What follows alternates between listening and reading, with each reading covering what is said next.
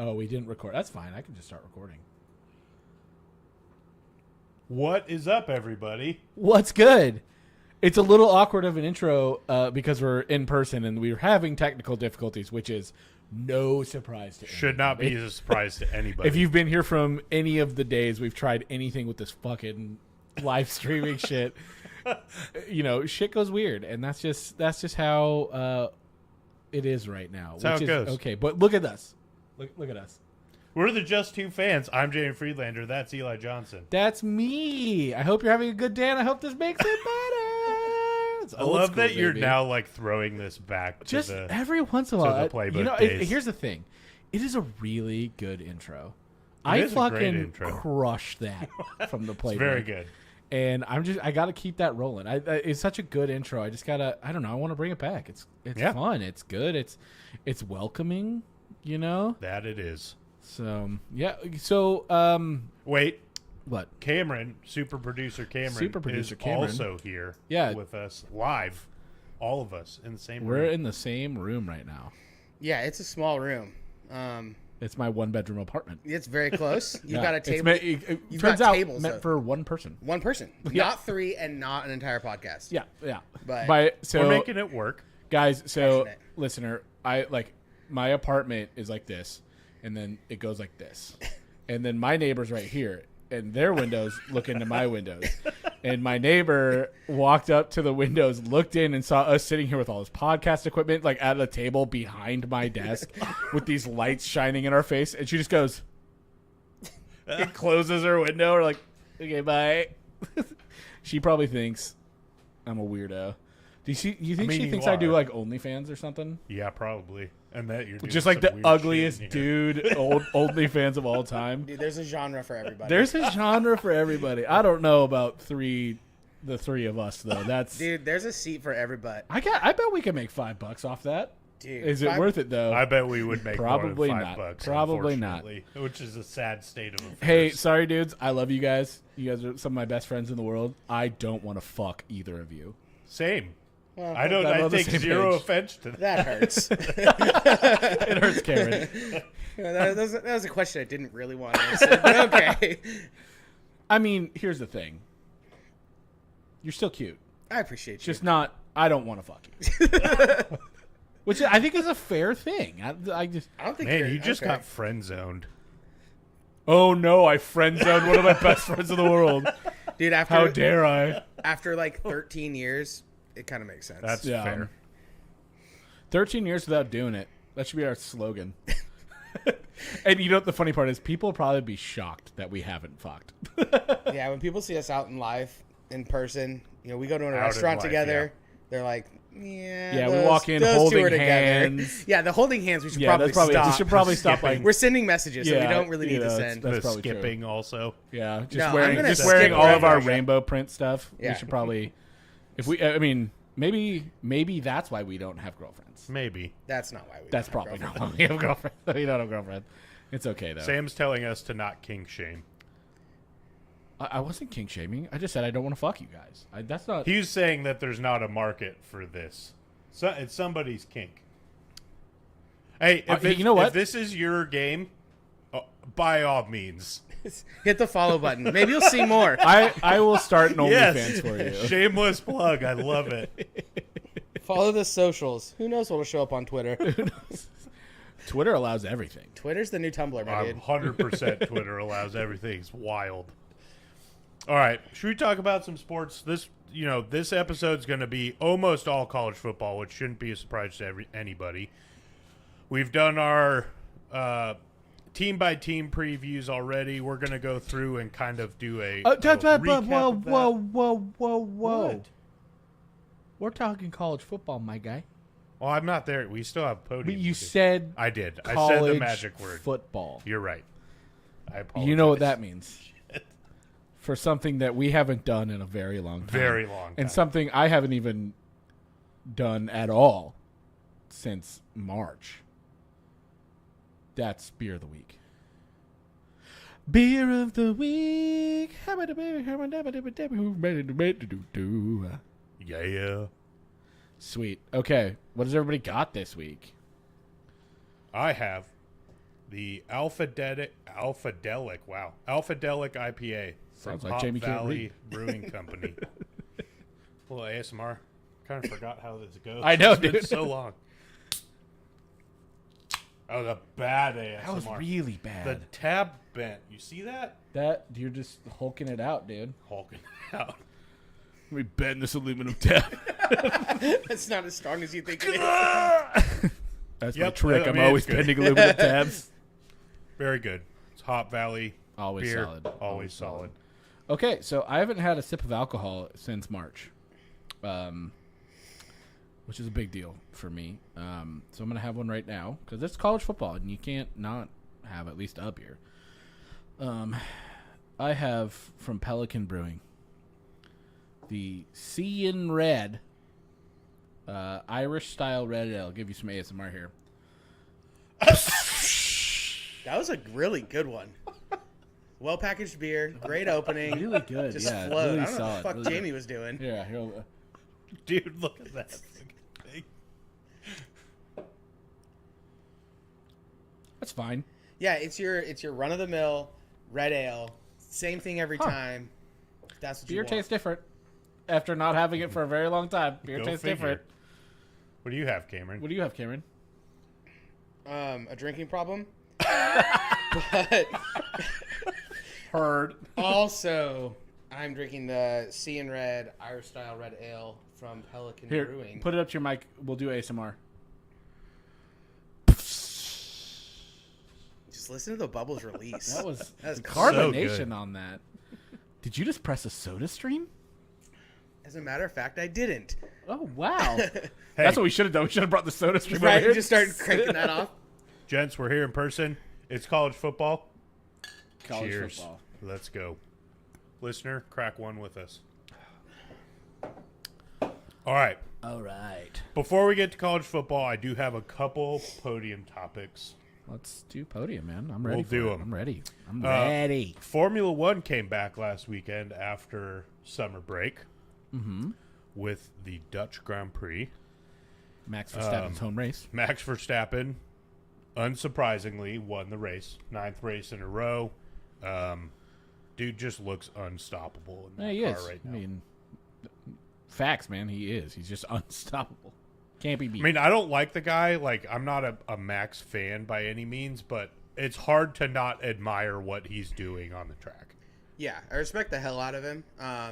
And it's very clear that he's just a superior driver because Checo's not winning every race. So And they're it's not not going like 1 and 2 every time. And it's not like Checo's a scrub, right? No. Like, people are like, Checo's washed and all this stuff, and I don't think that's the case Not at at all. all. No. I just think Max is that good right now. I agree.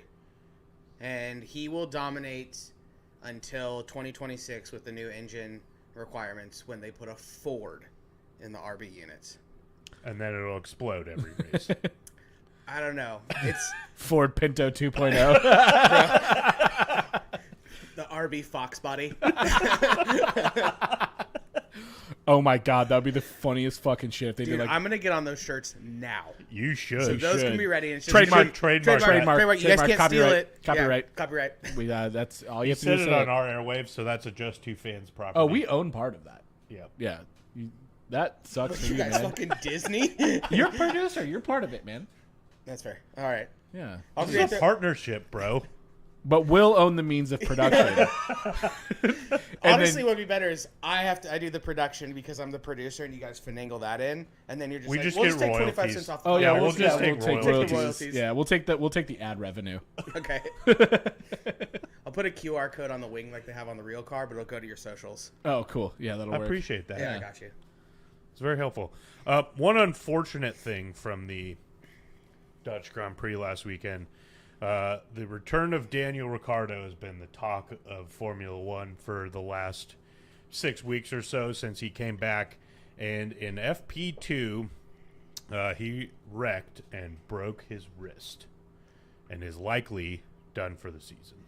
Just as he was there, man. Yeah, I mean, I watched the wreck, and even he said it was run into Oscar because Oscar crashed the corner before on the And same it was spot. a blind corner. It It's was a kind of blind one of corner. these weird things. Yeah, he in took a wide line because Dutch he's going to Grand try to cut in, and it was crash into Oscar or crash into the wall, And I mean, he chose right. It was wet. There was no stopping that. It car. was the right move. Yeah, it it was, just really unfortunate it was circumstance. kill somebody or crash into a wall. Most of the time, you're not breaking your hand if you let go. Thanks for your input, Eli. Eli's here. I'm helping. Because I definitely watched it and didn't sleep right through it. Yeah, I mean, it really sucks. I mean, it sounds like he has several screws and a plate in there. Like, That's a it's rough wreck, man. Yeah, it's not good.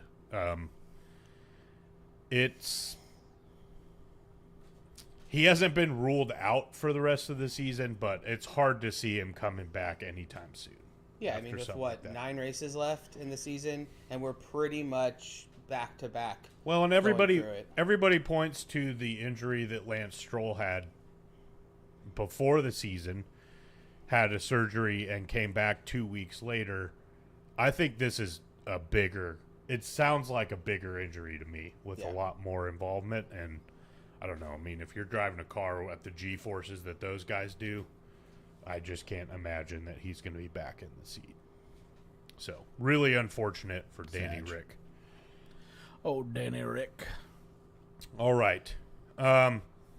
This is probably the only time you're ever going to hear me say something nice about Nebraska ever. So, this is a momentous occasion. Hold on. But let me put on my seatbelt. Yeah, I'm going to clip the hell out of this. Wild ride, my man. Tonight, on August 30th, 2023, Nebraska set a world record for the largest crowd to ever witness a women's sporting event because they filled Memorial Stadium for a volleyball match. Fuck yeah, dude. Here's the thing.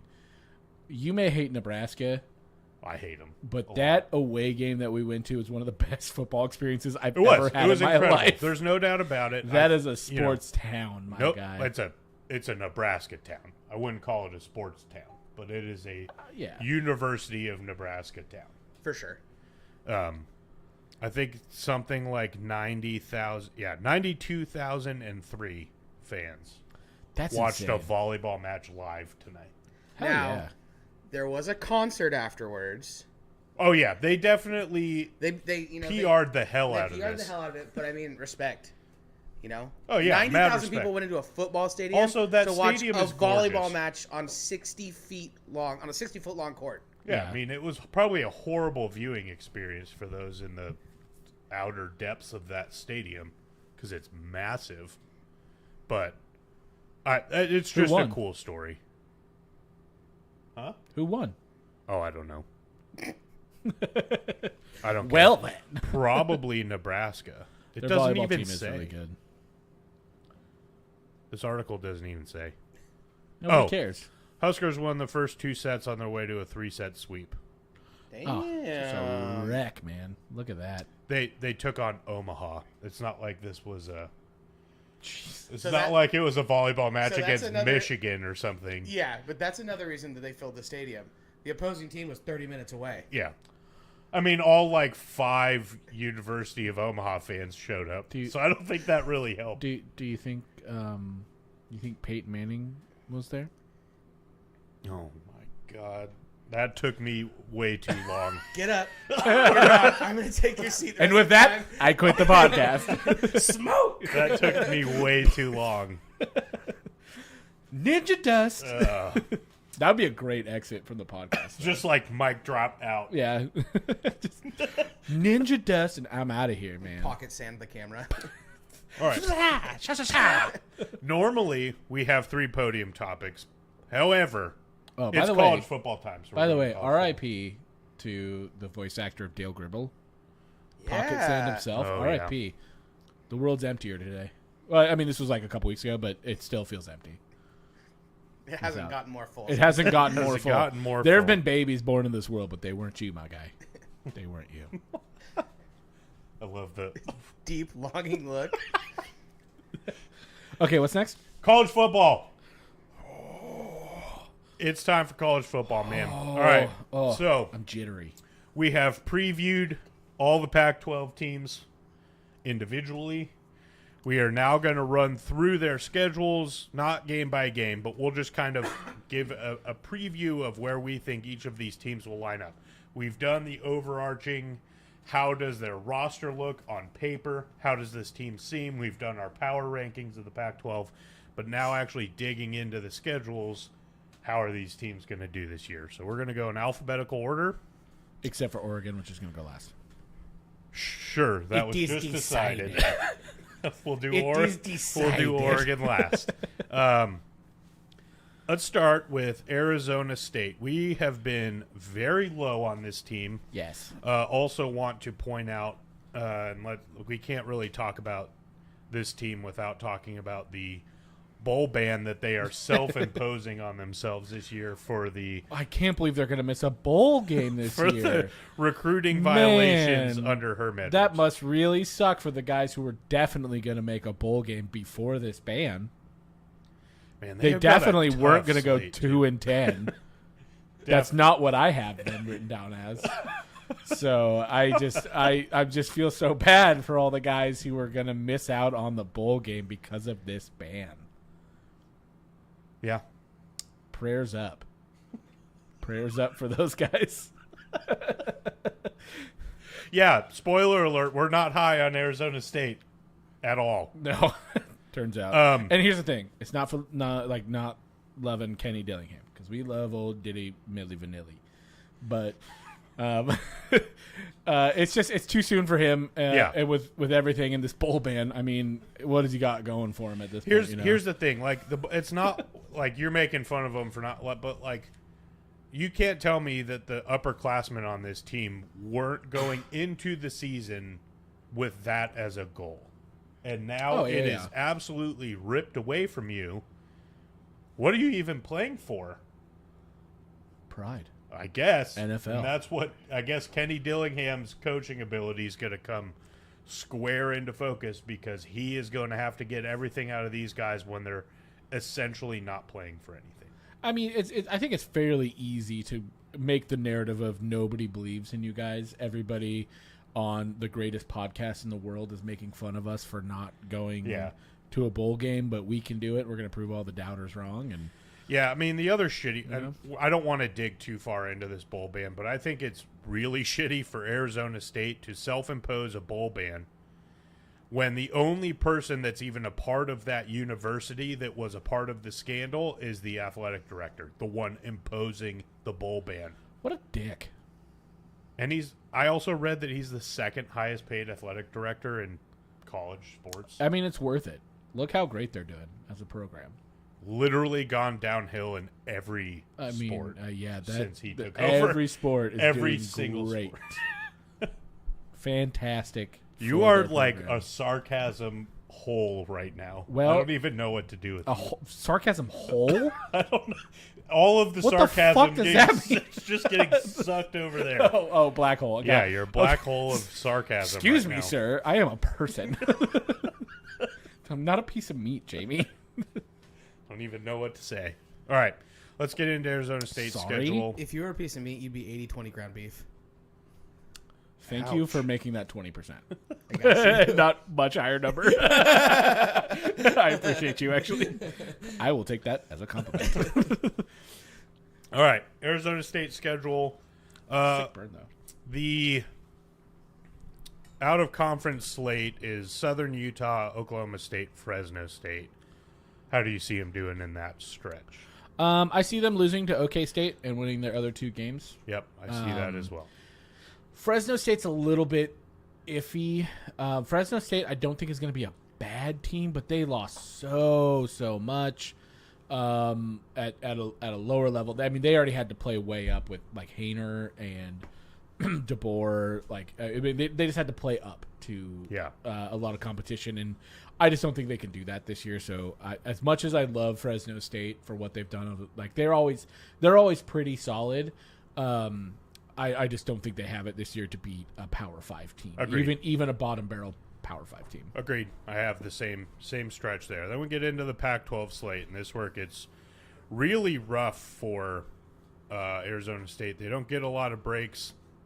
They face 4 of the top 5 teams in the conference. 5 of the top 6, if you're asking us. So really tough slate. Schedule. Like when you're in the South and you have Oregon and Washington on your schedule, that's a That's a tough slate. bad day at the office. So, if you're looking at this as what are the winnable games for Arizona State, winnable would be Arizona at home against Colorado, at home against Arizona, at home against Washington State. The rest of this, to me, is a loss. Yeah, that's pretty much what I have too, except for I didn't really give them the benefit of the doubt for any of those games. I did. Yeah. I think right now Arizona State is trending the wrong direction. Yeah. While the other programs you mentioned are trending the correct direction. Washington State, you can argue That's the one for me. I like their defense got worse. I think they're going to be better offensively this year. So you could argue they stayed the same, but Arizona State is actively going down.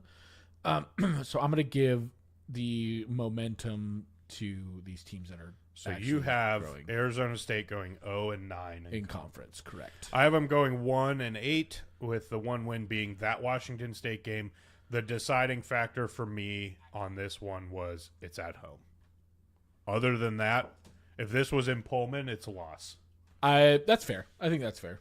So, I just don't see a whole lot out of this Arizona State team. I mean, we went over their roster and it was just they're not as bad as Stanford, but their schedule is a lot harder than Stanford, I would say.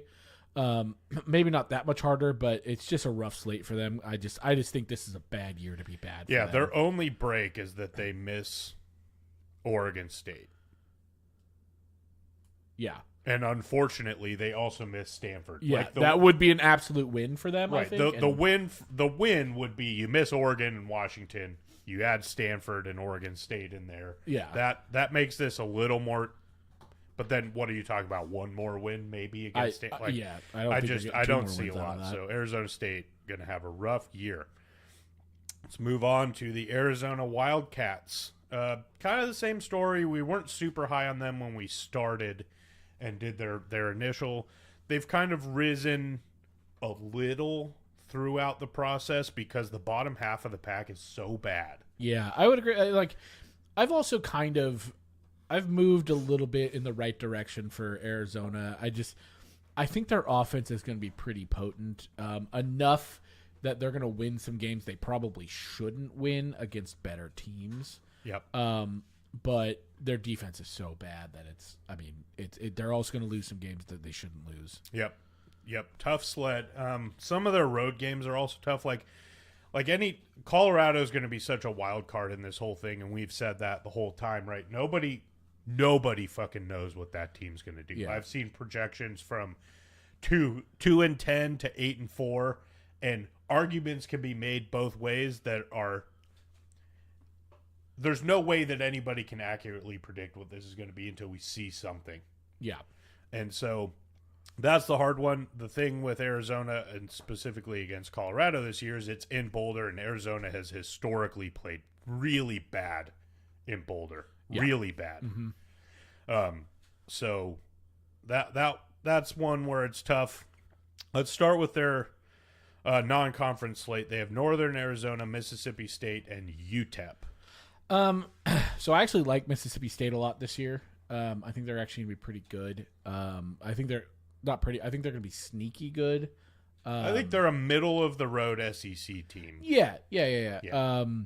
And Arizona is not a middle of the road SEC team, so I have them going 2-1 through this as well, with wins over Northern Arizona and UTEP, and then losing to Mississippi State.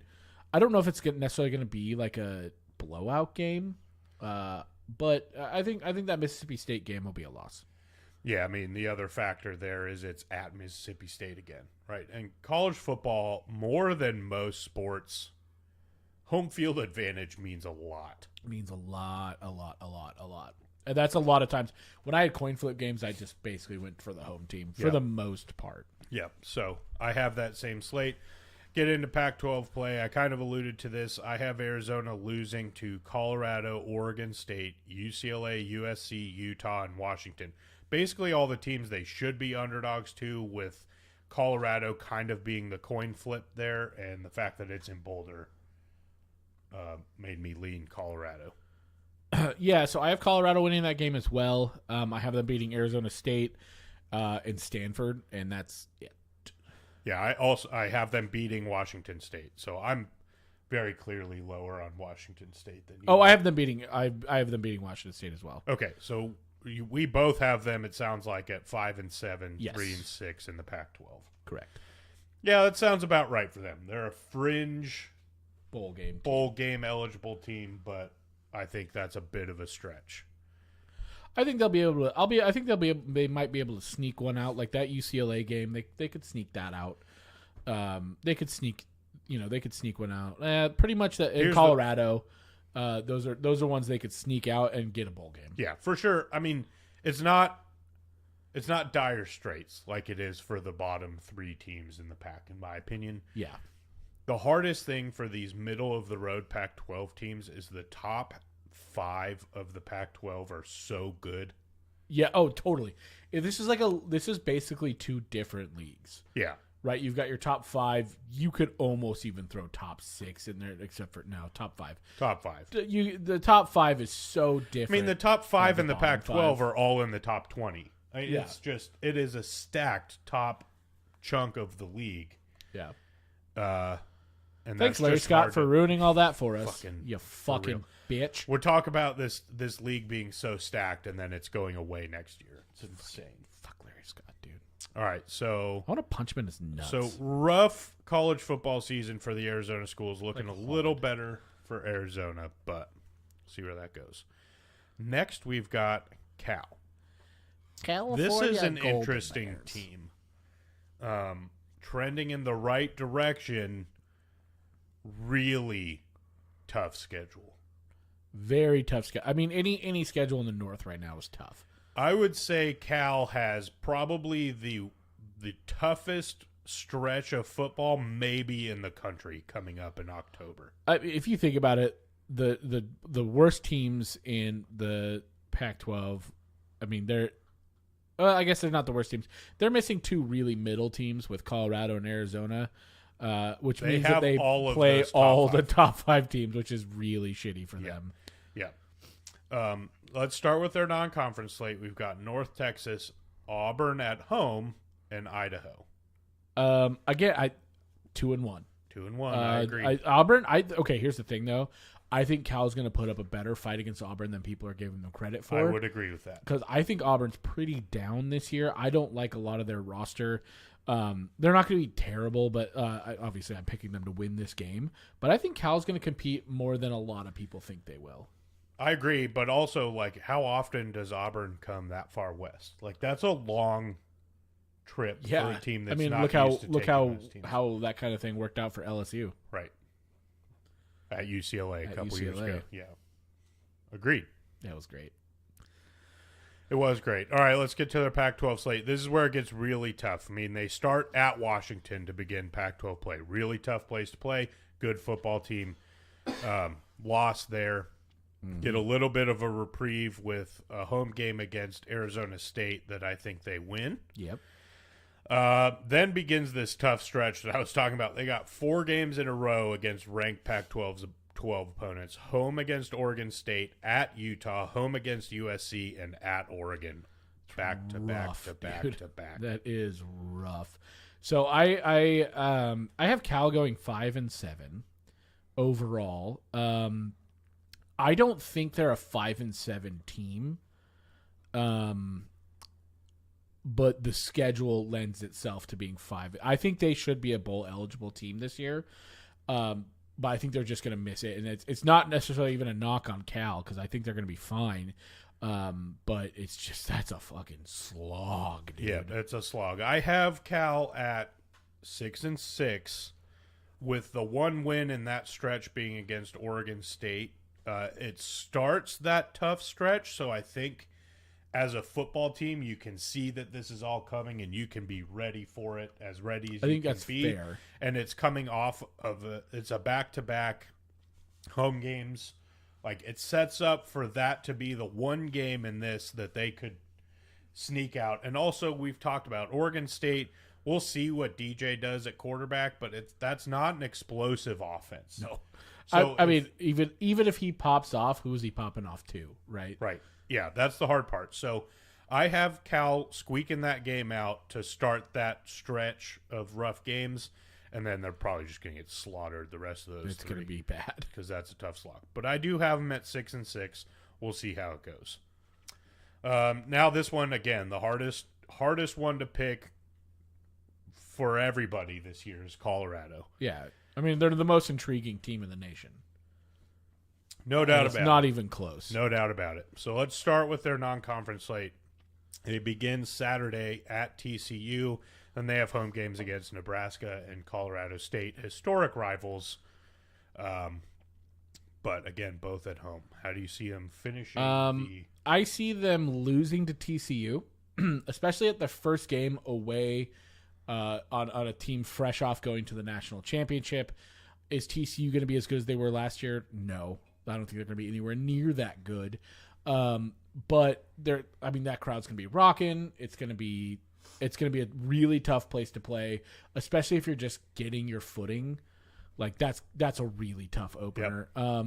And then I have them winning versus Nebraska, not just to please you and not like if I pick Nebraska, you might kill me, but that's not why.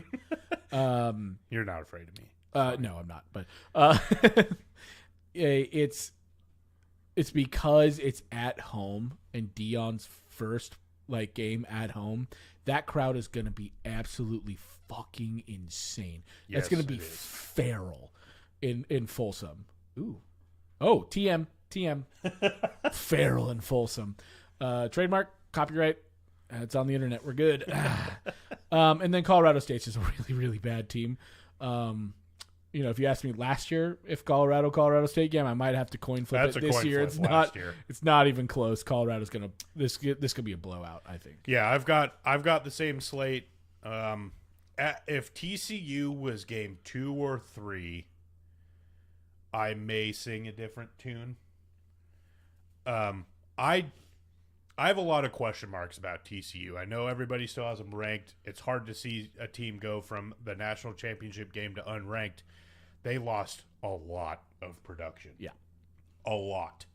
So when you talk about roster turnover at Colorado, while it's nowhere close at TCU, they also had to replace a lot of productivity. On the road, hostile environment, it's going to be hot as fuck in Dallas on Saturday. I think the heat index is projected to be like 110. Oh, it's going to be insane. That's fucking brutal. So that's a tough opening matchup. So we'll see. I'm picking TCU in that one. Home against Nebraska. You called it. Nebraska's going to show up, right? There's going to be the Sea of Red's going to come and try to take over Folsom. Yeah.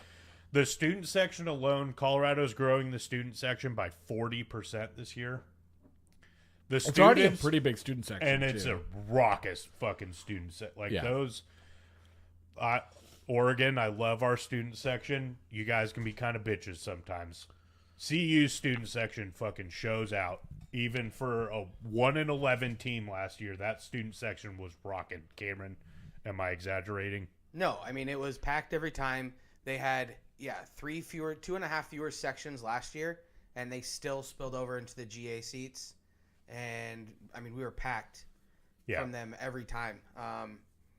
They show up. Yeah, so imagine that plus the excitement of Dion. It's going to be nuts. It's going to be crazy. That game is going to be. You might actually have to sit in your seats. I absolutely am going to have to sit in my seats, and I'm probably going to have to the week after too, because the Colorado State game is an 8 p.m. Mountain Time kickoff. The student section's going to be fucking insane for that. They're going to be so drunk, wicked drunk, dude. Wicked drunk. Yeah, I mean, you talk about you're talking about Folsom being crazy for the Nebraska game. It's a 10 a.m. kick, right? Like it's still going to it's going to be nuts, but. The following week against the in-state rival at 8 p.m. It's going to be wild. Yeah, that's one to watch. Like, if you're talking Pac-12 After Dark, that one's on ESPN. It's pretty much your traditional Pac-12 After Dark slot. That's going to be one to tune in, especially at the beginning, because it's going to be nuts. Yeah, I just love the fact that I was a season ticket holder for 3 years. Yep. I genuinely have no idea where my seats were. Yeah. If you ask me, I thought it was on the other side. I have sat in my seats one time in that stadium, and I've been a season ticket holder for a very long time. Yeah. Or my dad was, but yeah, and it was against Colorado State in a night game was when I had to sit. We got bumped out by students. Yeah, we usually sit in the GA section, which is technically the student section. Yeah. Yeah, even in 2016 when they had that just absolute like stupid run, we never sat in out. our seats. I mean, it got crowded. Like the Utah game was tight, but it was. I never felt like the Colorado State game I'm talking about. First of all, both teams were good. I think they were both actually ranked at the time, and it was one of these late kickoffs, and it was rowdy. I mean, that was crazy. So I think it's going to happen twice. Those two games.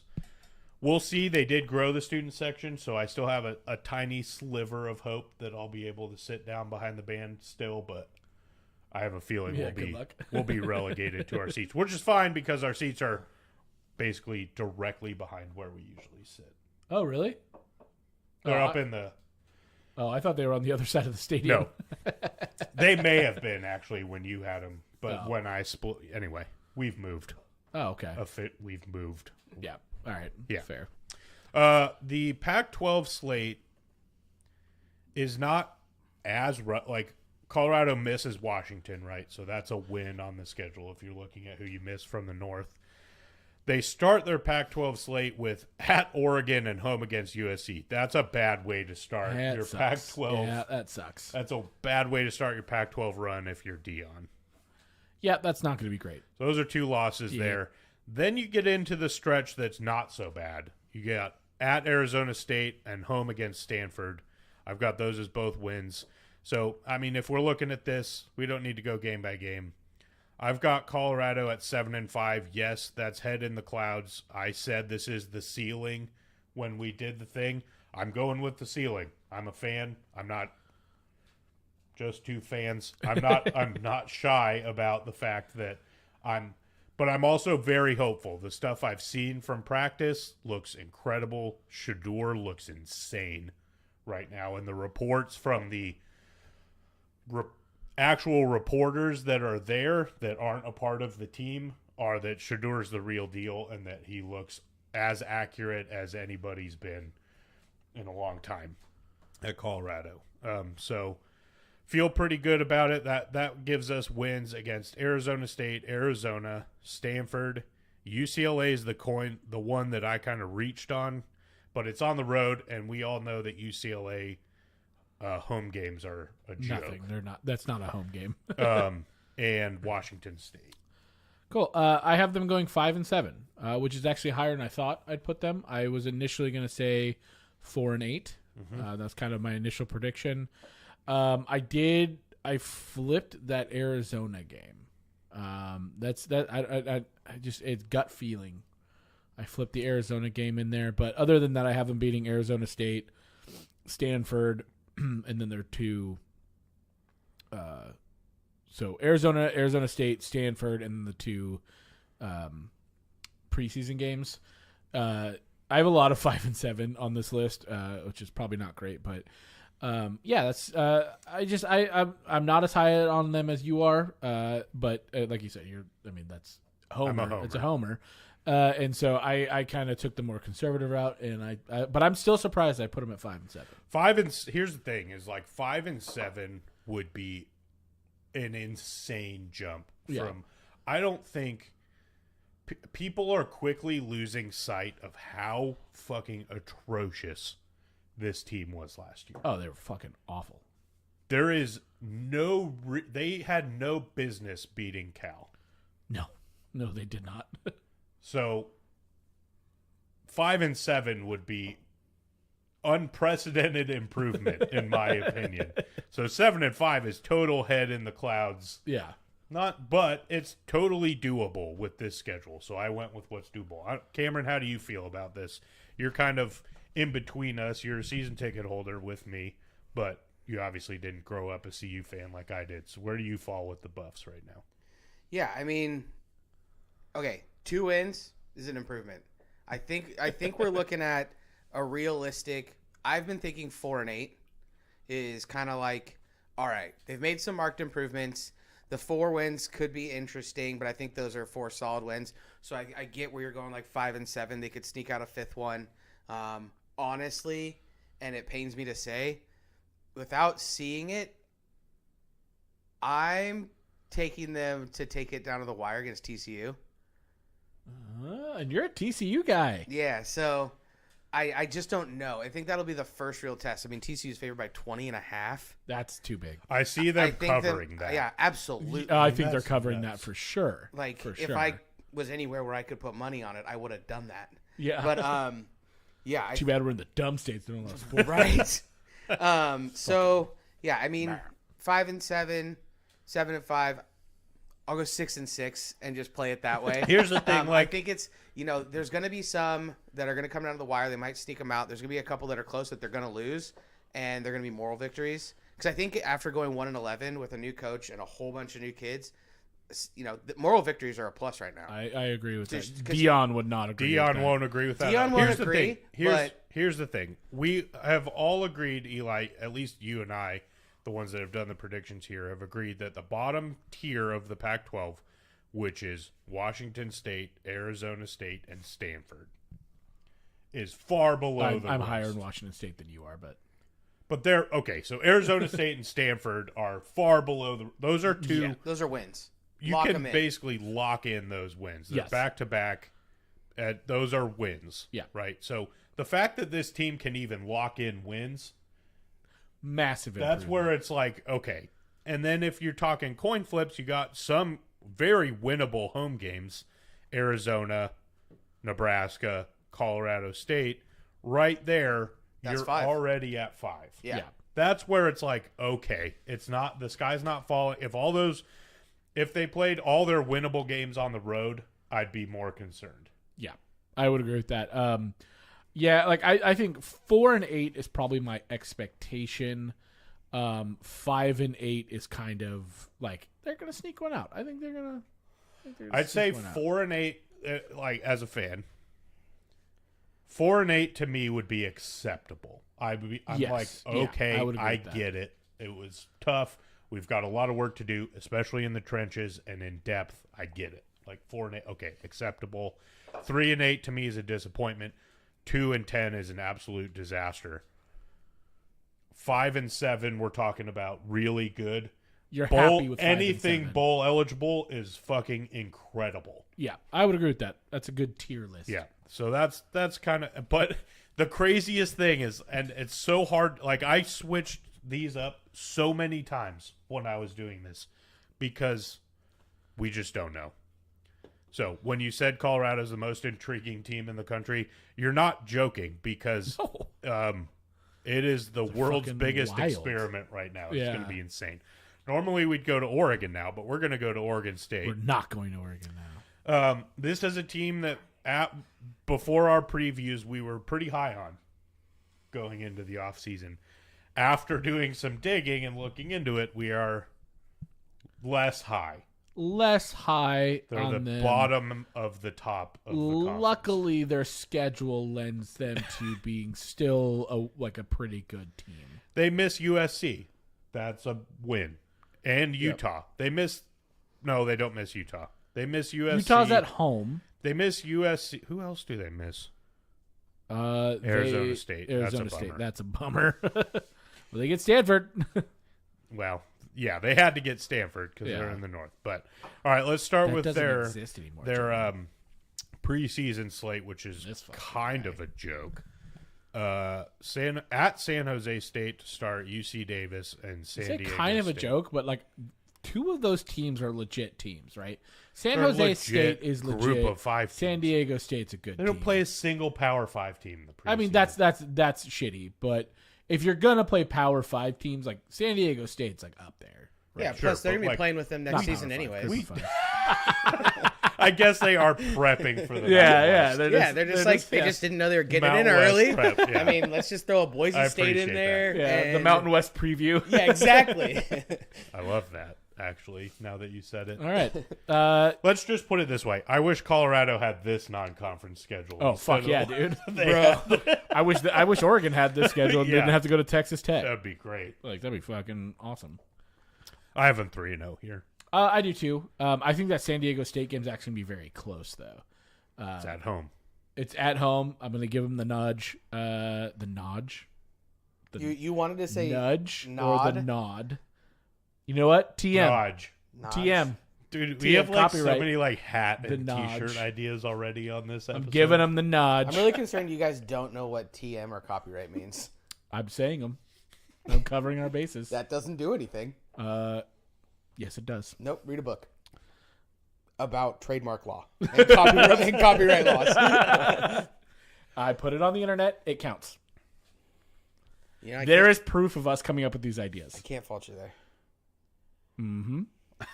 Yep. Okay, they're going to win. start 3-0. TM. Let's get into their Pac-12 slate. They don't have a rough stretch at any point in the season until the final 2 games, Which are both losses. which is at home against Washington and then at Oregon. That closes out their Pac-12 schedule. That is the end of their Power 5 membership. You know what I kind of really hope for this year? That Autzen shuts down half their stadium for that game. As a nod. Yeah, as a nod. As a nod to As a Oregon nod to- State. As a nod, they just shut down the upper decks. Yeah. Anyways. We wanted an equal playing field, so we made it a high school stadium. Yeah. No, we're gonna go host it at like Eugene High School. Yeah. Have you Sheldon. seen their new the new renos though? They're Yeah, fucking it looks gorgeous. incredible. It looks really good. It's such a beautiful stadium now. It is. And it was such a piece of shit. It's going to be the best Mountain West stadium. It's out going to there. be such a good Mountain West stadium. I don't know. Boise State Stadium is pretty nice, although their turf is fucking garbage. I can't. Yeah, that's minus Fix 10 it. points. It's minus Minus 10 1,000 points. points. Boise That is State. minus 1,000 points. Moinus. That I don't get how that shit's allowed, man. I'm so over. Did you see? Total aside, did you see? There's a. I think it's like a. The high school with the black Division field. III was it a high school I think so. in New York? Put a black turf field. That's so dumb. What the fuck are It's you like thinking? 30 degrees warmer than the air temp. Like I saw them put like a laser temperature like thermometer on it. It was Who- 30 degrees warmer. How many during spring people ball. have to approve that? Like, is this just one person that does all the ordering and planning for this? And just fuck You know what up? it was is okay. So what happened is this was like a college. Jesus. I thought it was a high school, but I think it's like a D3 school. I think it is a D3 school. you know there was one giant booster who went into a meeting and was like, I want to do this.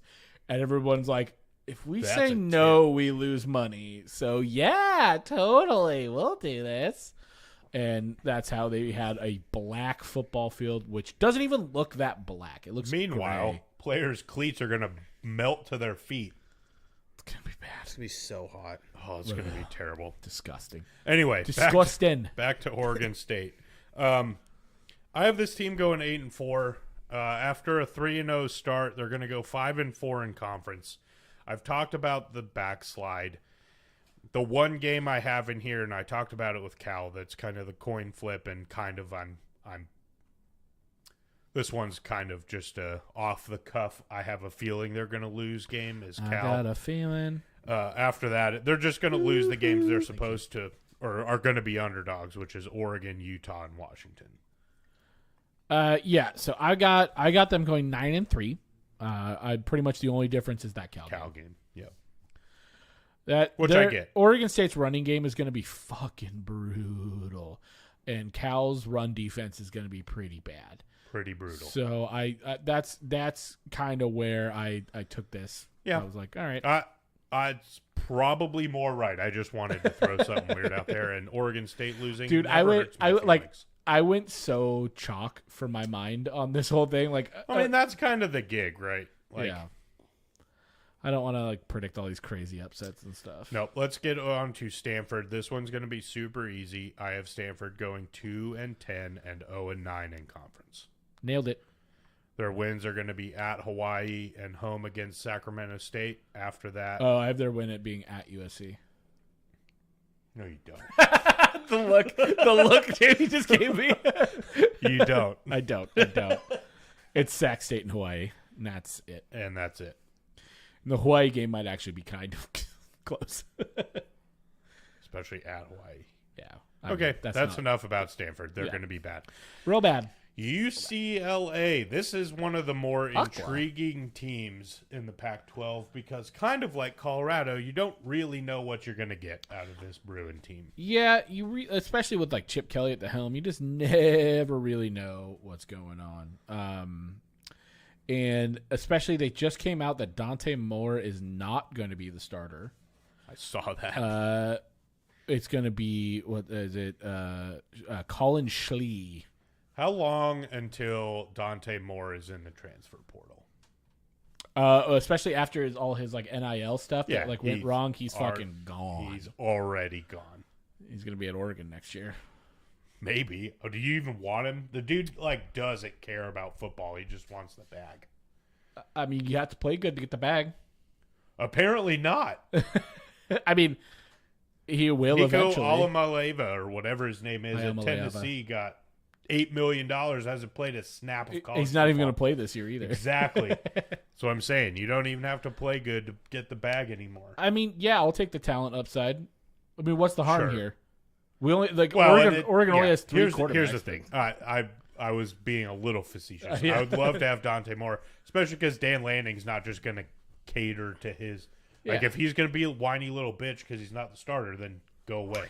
Get out. See you later. Whatever, dude. Nobody cares. He's not going to put up with that shit. So, I agree. Anyway, let's get to UCLA's schedule. Their non-conference slate is also a joke. Uh-huh. Coastal Carolina at home, at San Diego State, at home against North Carolina Central. Shit drives me fucking crazy.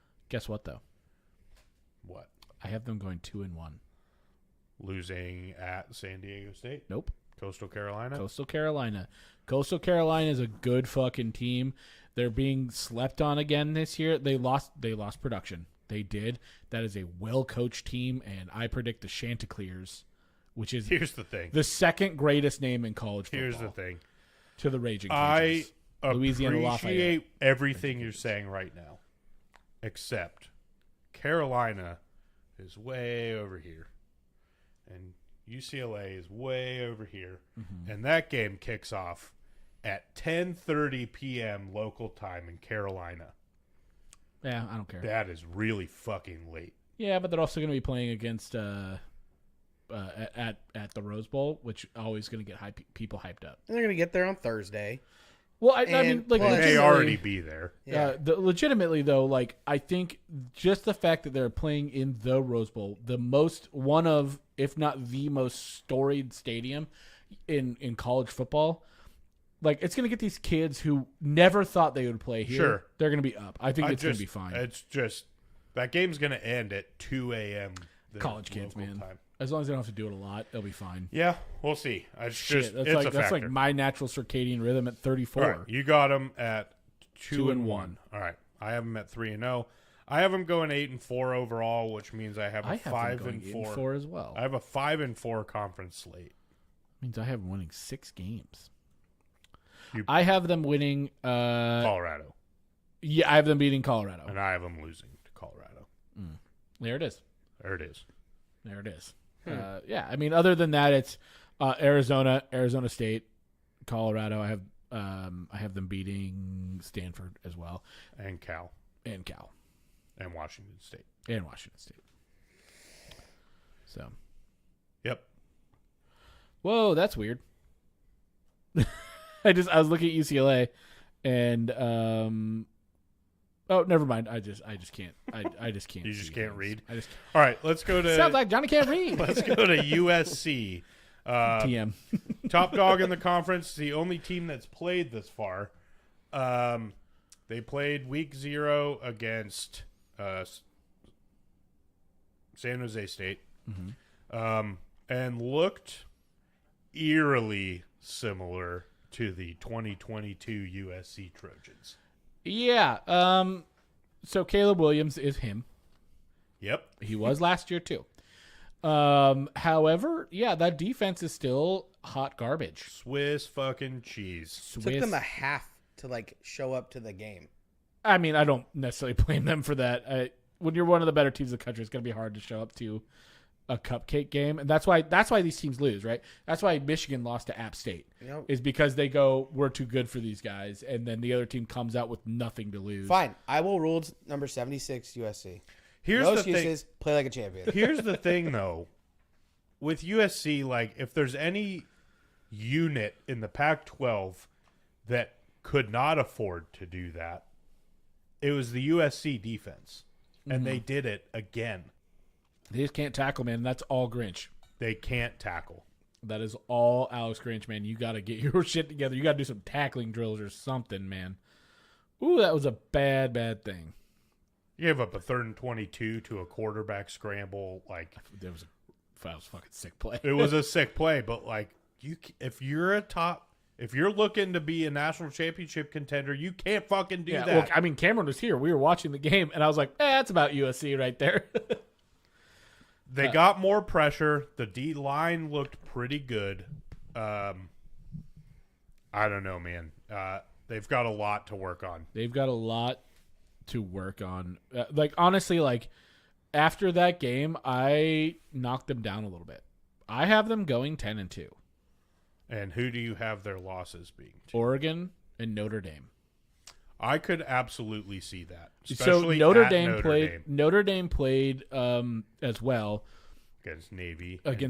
Which Navy is, I mean, they're terrible, but I mean, Notre Dame looked like they should, right? As a storied program, they looked like they are a storied program.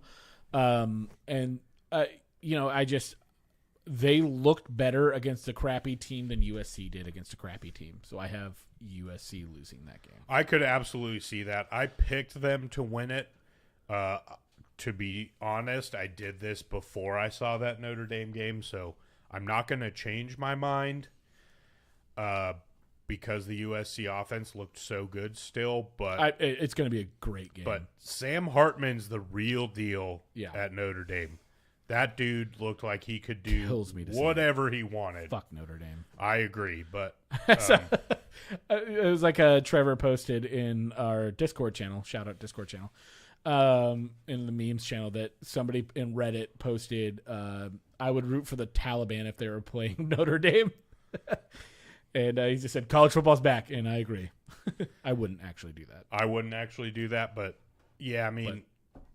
But like. That game is one of those that, like, I don't like either team. Notre Dame was a football superpower. Taliban's kind of crushed at it. Against superpowers in his past history. That was a long walk for a short drink of water, my friend. I didn't want to come out and say and be like, yeah, they're 2-0 against superpowers, but like,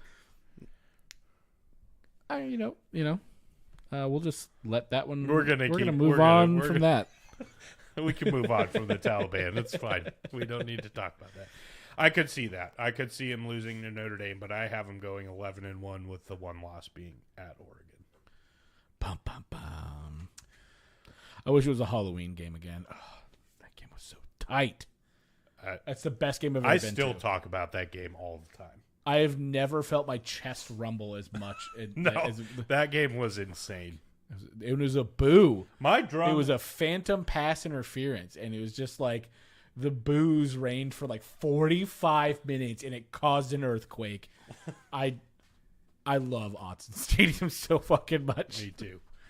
Especially when it's going. We're going to be there in 2 days. We are. Against Portland State. It's not going to be quite the same atmosphere. I don't care. We're also going to be a sweet. Shout out Shannon. We love you. You're the best. The best. Like the best. All right. Utah. Another interesting team found out today that Cam Rising is not going to be starting against Florida tomorrow, which is a really big bummer for both the Pac-12 and especially Utah. Yeah, that's a huge bummer because that's going to change a lot of picks here. And by a lot, I mean one in particular that I'm changing currently. I did have them going 9-3. Cam Rising out against Florida. I mean, we talked about it. We talked about it on our previews. Like, if Utah doesn't have Cam Rising, they're fucked. And so hopefully he comes back. I mean, the next two games are what? Baylor. Oh, that's fucking rough too. Ooh, I mean Baylor's not going to be very good this year, though. I don't know, man.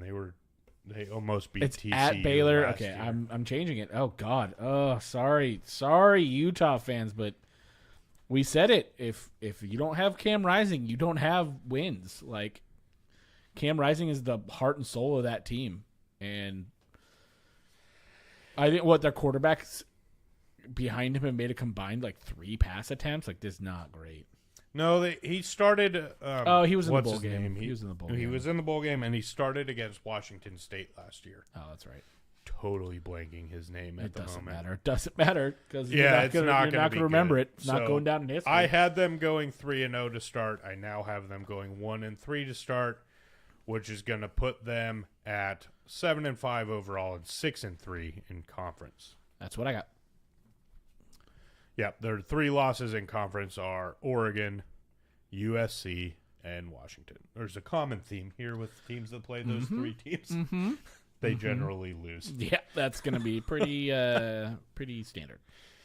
Washington, the team that shall not be named.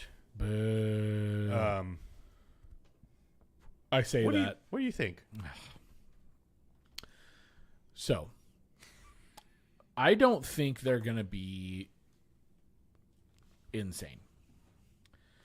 However, they have a very favorable schedule to win games. Mm-hmm. All of their hard games are at home, which Washington is Husky Stadium is a hard place to play football. When the team is good, was not a hard place to play in 2008. So I did the same thing I did last year, where I filled out the whole thing and I took out the teams that they weren't playing, and I have Washington going 11-1. Ouch. Mm-hmm. Which is not great because I don't necessarily believe in their defense. And again, like if one of their top 3 offensive players goes out, I mean this is a whole different story. But I have them going. There's just a lot of games in here that set up really well for them to go 11-1. It's just a good schedule for it, man, and it sucks. It really sucks, but yeah, the tough part is their 2 hardest games by a country mile are USC and Oregon. At USC is rough, so they get that. Yeah, on the so that's the game I have them losing. So I have them beating Oregon in Husky Stadium, rivalry game at home. It's a rough day for something like that. So spoiler alert, I have Oregon. You know what? We're not going to spoiler alert it. I have them beating Oregon at Washington, but then losing to USC. As is the theme with my picks. I am going way more homer than you. Fair. So Fair. I have a loss to Oregon, a loss to USC. Okay. I also have a loss at Michigan State. That's the one that I'm stretching. Okay. But the Washington defense concerns me. It is concerning. I think it's going to be tough for Michael Penix to be as good as he was last year. He has a lot of offensive weapons. Their offensive line isn't fantastic, as we talked about in the it wasn't early going. last year either, but I think Michigan State has a lot of guys coming in, especially via the transfer portal, that can have an impact immediately with that team. And it's on the road at a tough place to play against a Big Ten school. And we're going to kick off Washington's Big Ten career with a loss. Mostly because I want it. that's fair. That's fair. Does that mean Oregon's Big Ten premiere was that Ohio State game last year? Or 2 years ago? Absolutely it does. Okay, cool. That was like the tasting menu of Big Ten premieres. Yeah. Like, oh, this could happen. Especially in a year where they were like the heavy favorites to win the national championship. Yeah. And Oregon was totally counted out. Yeah. Even by us. And then Oregon Even went by in and us. pretty much dominated that game. It's a great game. I was so stressed. That is an understatement, my guy. That game was a heart stressful. attack game for sure. All right, that's Washington. Enough about that we garbage don't need to talk program. about them anymore. Washington State, again, they begin their season with a Mountain West preview.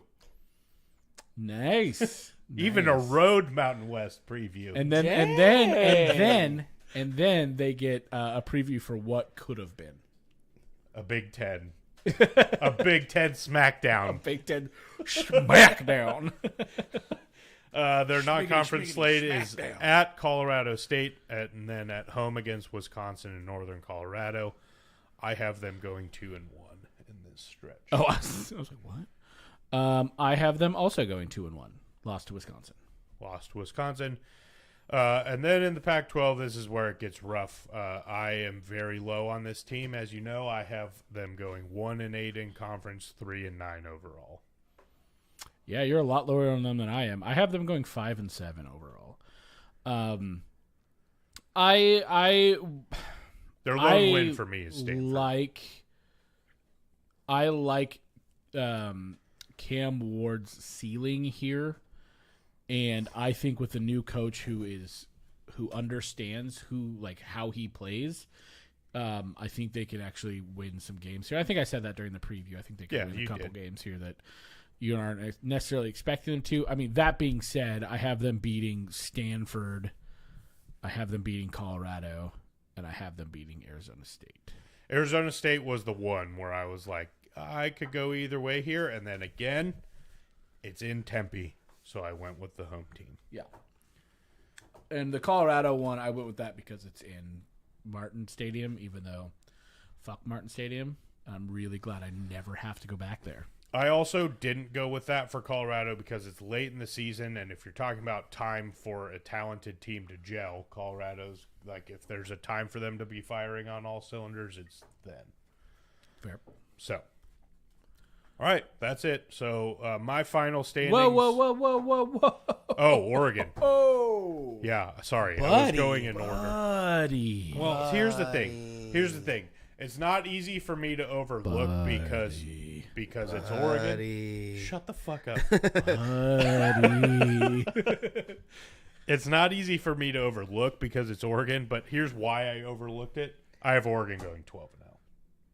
That's fair. As we talked about, I have them going 11-1 because I have them losing in Washington. Because you're a Garbo fan. I'm a terrible fan. Just an awful fan because I predict them losing one game. I have them It's going. the one game you have them losing.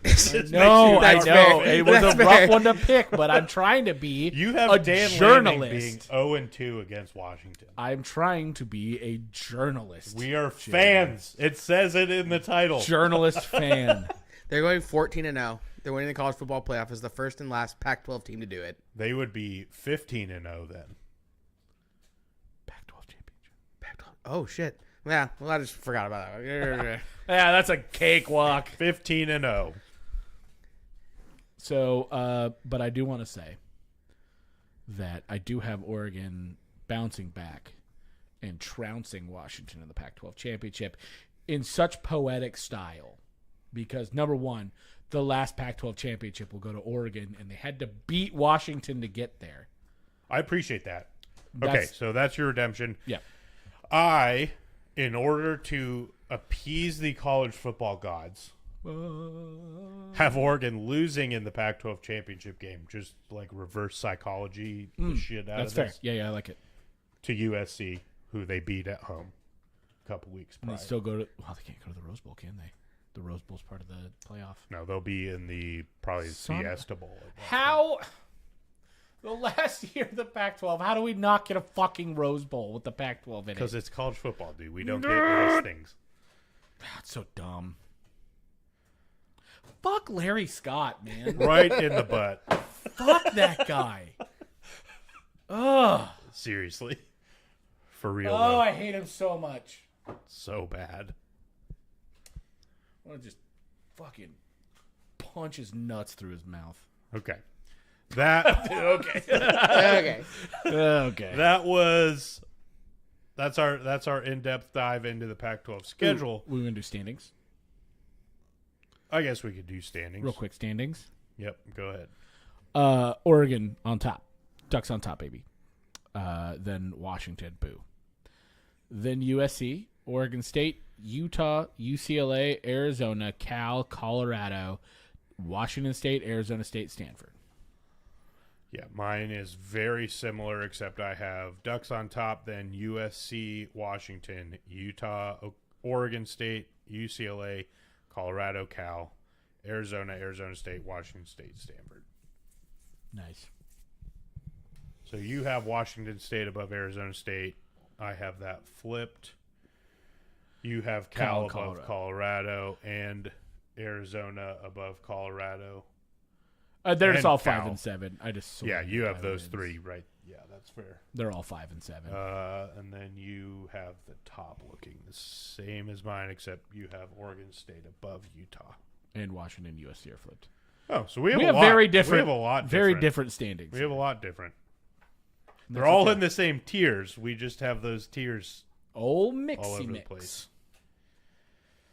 And then again, I put USC as the Pac-12 champion. But here's the thing: I kept going through the roster, and I was going through all these games on the Oregon slate specifically.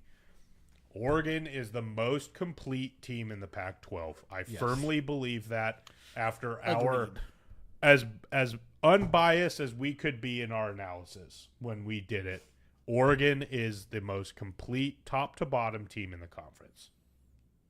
I totally agree with that. In my opinion, when you have the most complete team, you should win all your games. And that's what I'm going with. Can't argue. And I really think nationally Oregon's being slept on. And I'm going to sound like a homer when I say that. But again, after looking at this team from top to bottom, looking at the additions and the subtractions and what they actually lost and what they're actually bringing in, this team is legit. Oh, dude, I completely agree. I mean, everybody has Oregon like 15 and stuff. I think they're going to be top 10. We showed it. We have Oregon above Washington. We have Oregon above USC. We have Oregon above Utah. They're below all three of those teams in pretty much every poll that you see out there. And I saw a national pundit on there talking about how Oregon's going to struggle in the trenches. Like, tell me you haven't done your homework without telling me you haven't done your fucking homework. Yeah. Come on, dude. Like, you didn't even look at this. You're just speaking out your ass. I don't see it. It's a legit team. All right. Let's get to the week 1 preview. We're going to do an in-depth dive into the Pac-12, maybe talk about some other marquee matchups going on across college football in week 1. So we kind of gave our preview of who's going to win these games, but let's do a little deeper dive. Week 1 starts in the Pac-12 tomorrow. Yes. With Florida at Utah. Again, Cam Rising is out. Most likely. They're saying doubtful. I basically saying it's going to be tough for him. Yeah. He's not going to play, is what it's. I mean, the thing is like they're at home, and Utah is a very hard place to play football. And so I think with Cam Rising in, this is an easy dub. And I think even with him out, I think this will be a great game. I think it'll be close. I think Florida's going to be not very good this year, but they just have no depth at quarterback, just none. And so it's just going to be really hard to see this team winning this game. Yeah, Bryson Barnes is going to start. He had 57 pass attempts last year, so it's not nothing. Had basically the same completion percentage as Cam Rising, but stats don't say everything. And yeah, I was going to say it's a very clear step down from Cam Rising to Bryson Barnes. Now, I mean, there's a lot of intangibles there. That being said, Utah's strength is and has been for a long time its defense. Yeah, and the defense is still intact, so I'm not saying all hope is lost for Utah in this game. Especially because, Florida, they lost Anthony Richardson, who was basically the only reason they won games last year at all. And I'm not really sure who their starting quarterback is this Is year. it Graham Mertz? Is it Graham Mertz? No. It can't be. It can't be Graham Mertz. I think it's Graham Mertz. I'm looking it up. I think it's Graham Mertz. That's so weird. Hold on. Where are we at? Wide receiver. Where the fuck is quarterback? It's Graham Mertz. Okay, I actually like Graham Mertz. But I don't know, man. That's tough. I'm flipping this one back to Utah. It's so hard. Utah struggles early in the season. Just historically. I mean, because they were a far better team than Florida last year, and they still. I mean, they shouldn't have lost. But that was in the swamp too. Yeah. This is a total coin flip for me. Total coin flip. And as I've done all day with coin flips, I'm gonna go with the home team. I'm gonna do it too. We're both flipping back to Utah. Flipping back to Utah. So Utah now goes. This now becomes a must-see game. Yes. This went from being most likely a blowout to this is going to be must-see TV tomorrow night. Hell yeah, dude. On ESPN. We're gonna be all staked up. Yep. We're gonna be at a bar. It's gonna be a good time, guys. Good time, for sure. Action in the Pac-12 continues tomorrow night. Not televised. I didn't think that was even allowed in the Pac-12 with that media deal. Southern Utah at Arizona State. It's not on TV. Is that the only game not on TV? It's the only game not on TV. I'm gonna look in the FBS and see if that's the only game not on TV. Keep talking. Keep talking. It's gonna be no. Long Island University and Ohio State, or not Ohio State, Ohio. Air Force Robert Morris. Okay, those are group of 5. UNLV Bryant. Group of 5. That's it. It's the only Power 5 school not on TV this week. The Pac-12 network isn't even showing Southern Utah at Arizona State. How is that possible? What is the Pac-12 network showing tomorrow night at 7 p.m. West Pacific time? That is more important. They're doing an in memoriam. That is more important than Southern Utah and Arizona State. I mean, that's crazy. They could have just given the guys the night off. That is great. They're probably showing volleyball or something, actually, to be honest with you. I mean, why would you watch that game? More legit. I mean, Arizona State's going to slaughter them. Wait, it's on. On what? It's on Pac-12. Oh, ESPN doesn't say it is. Yeah, Pac-12 has it listed. Maybe ESPN is already. Is it on the local one though? Is it on Pac-12 Arizona? Ooh, that's a good question. Let's see. Because Pac-12 HD. Oh, well, ESPN, Weird. get with the times. Get with the times. I liked my story better that Arizona State was the only.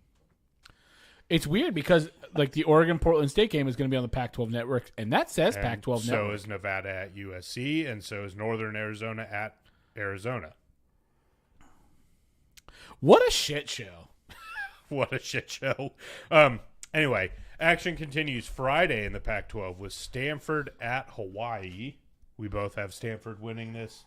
Barely. Could be interesting. Another kind of must-see game for a much different reason. Yeah.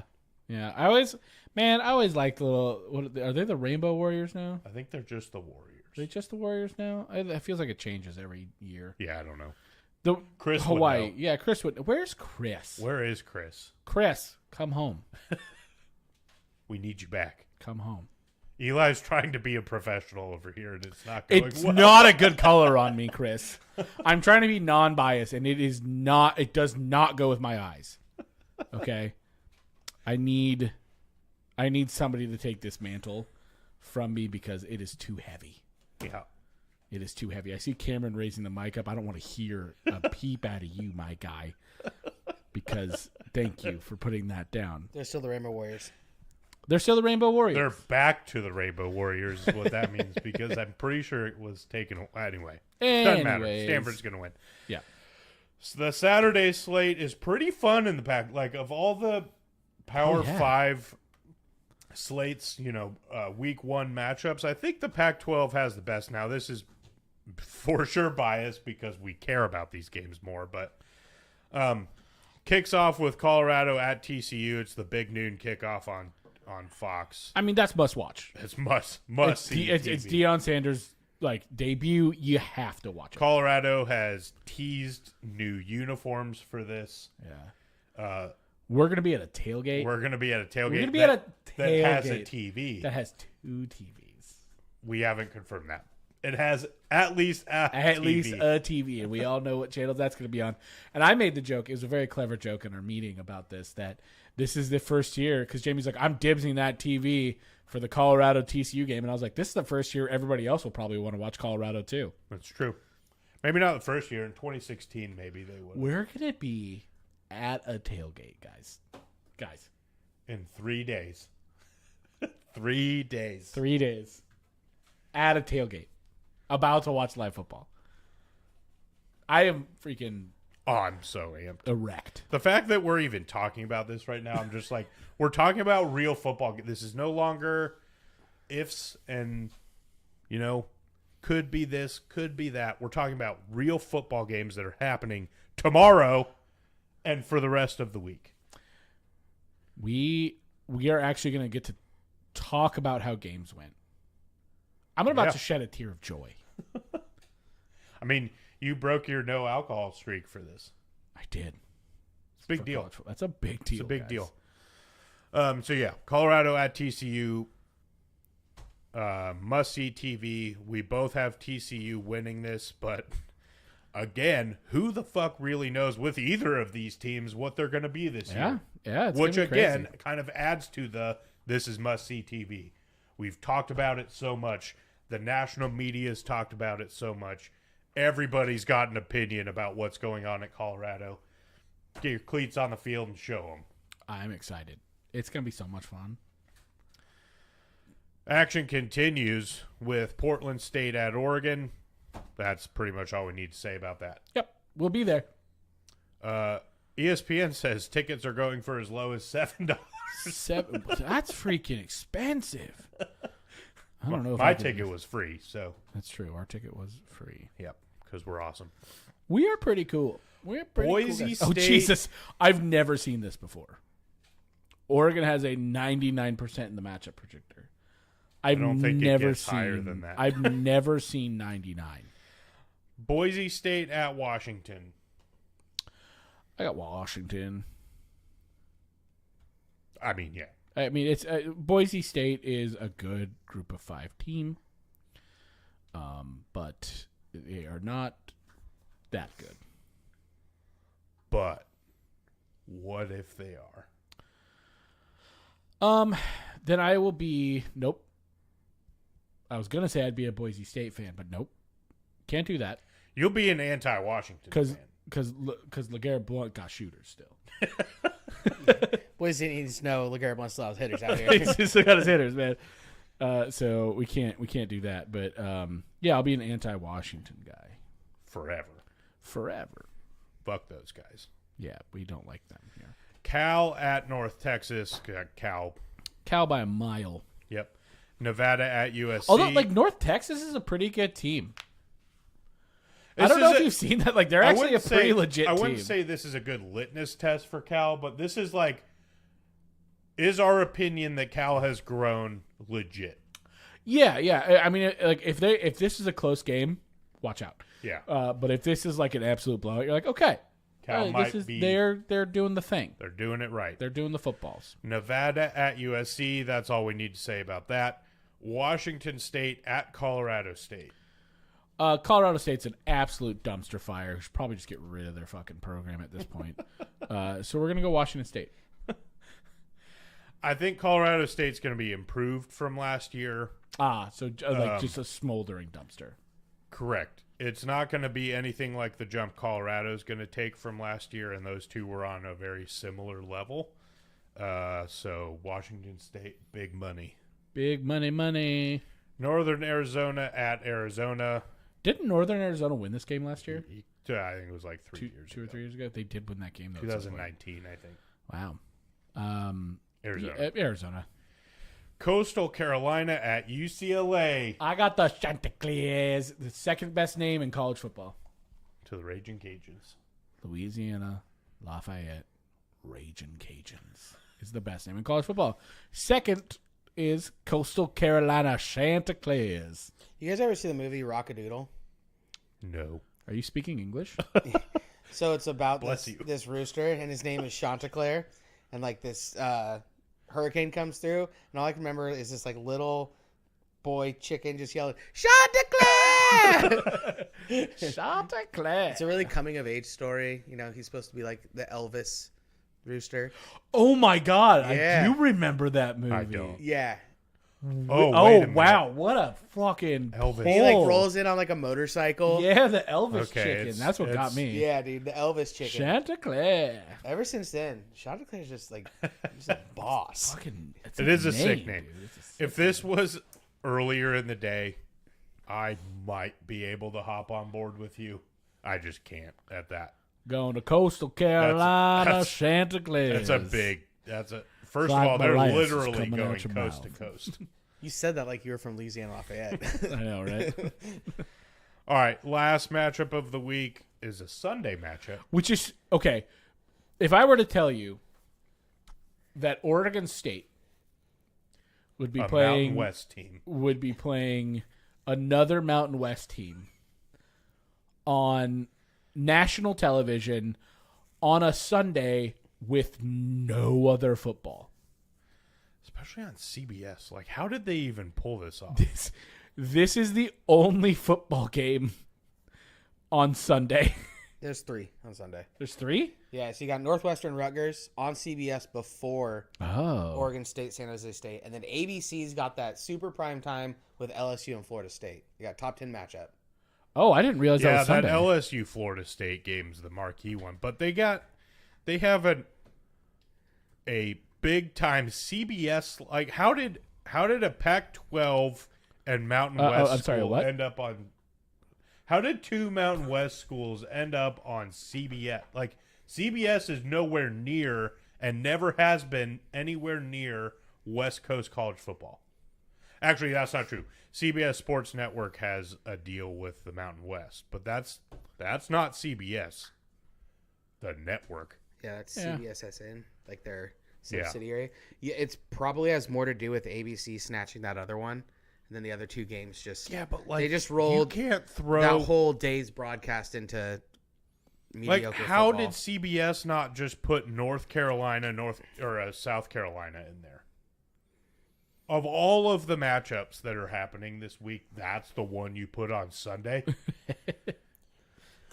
But it'll be the No it'll be offense. I mean it'll be the only game on at the time, right? Especially For at sure. San Jose. So they're State. gonna have no competition. on Yeah, I Sunday. mean Sunday you're watching football. I mean, this starting is at 10 the a.m. beautiful to 9 part about p.m. this is Oregon State fans on Twitter have been ranting and raving about how if Oregon State got the amount of airtime that Oregon get, they'd have just as big a brand. Well, now's your time to prove it. Yeah, you got to be number 1 in the Mountain West. So You got to go be out number there 1 and in the do Mountain West. You got to do it in viewership too. it. Do the damn thing. There's literally no other football going on at the time of this game. If this is not like the highest rated game, of the day. I don't know if the I don't know. highest guys, rated this might game not of the even day. be the highest rated game of the slot. There's going to be some like Pac-12 and 60 that gets more views. Yeah, there's gonna be like freaking Real Housewives of fucking I Coastal don't even Carolina wanna are gonna get. jump down the rabbit hole. Friends that you just reruns tried get to- better numbers than Yeah, an that's Oregon that State is game. 100% true.